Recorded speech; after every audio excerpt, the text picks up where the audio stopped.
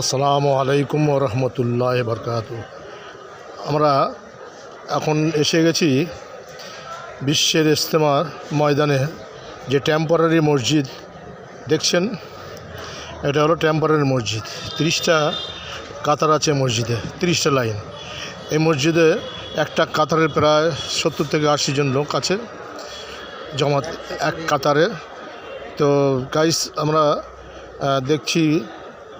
হ্যাঁ ভাই, আপনি কোথা থেকে এসছেন? ও ভাই, আরে কোথা থেকে এসে বলবে তো।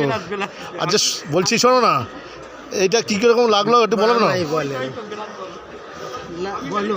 হ্যাঁ বলছি, এই যে মসজিদে তো নামাজ পড়া হয়েছে তো? হ্যাঁ ইনশাআল্লাহ এই মসজিদে নামাজ পড়লাম। আচ্ছা, পান্ডুয়ার এই ইজতেমার মসজিদে নামাজ পড়লাম। এটা পান্ডুয়ার ইজতেমা মসজিদ নয়, এটা হচ্ছে পৈনাট, হুগলি জেলা, হুগলি জেলার বিশ্বের ইজতেমা টেম্পোরারি মসজিদ। টেম্পোরারি মসজিদ। হ্যাঁ। দেখুন কত সুন্দর বানিয়েছে মসজিদটা। হ্যাঁ, তো নামাজটা তুমি পড়লে কিরকম লাগলো? বহুত আনন্দ লেগেছে, বহুত ভালো লেগেছে আমার। আচ্ছা, এই মসজিদটা দেখে কি মনে হয় 4 মাসের জন্য বেরোনো যাবে? 4 মাসের জন্য ইনশাআল্লাহ বেরাতে হবে, নিয়ত আছে। আচ্ছা ঠিক আছে, আল্লাহ নিয়ত পুরো করে দিক। আমরা আরেকবার একটুখানি গাছ দেখছি।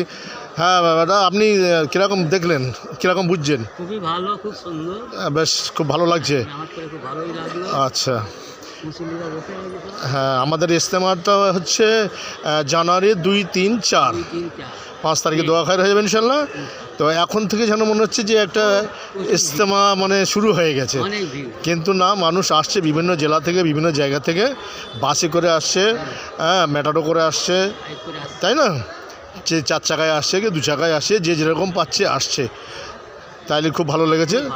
তো গাইস দেখলেন এত বড় মসজিদ ইনশাল্লাহ। হ্যাঁ, তো এই যে টেম্পোরারি মসজিদ আপাতত, এটা পারমিট নয়।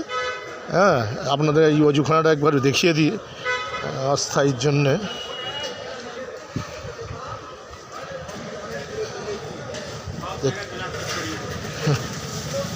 এইটাই হলো অজুখানা, দেখছেন। এই সব ব্যাটার থেকে আসছে, দেখতে পাচ্ছেন কোথা থেকে না কোথা থেকে আসছে, সমস্ত জেলা থেকে আসছে। হ্যাঁ, কাজ এখানে অনেক বাকি আছে, দেখছেন বিভিন্ন জায়গা থেকে লোক আসছে।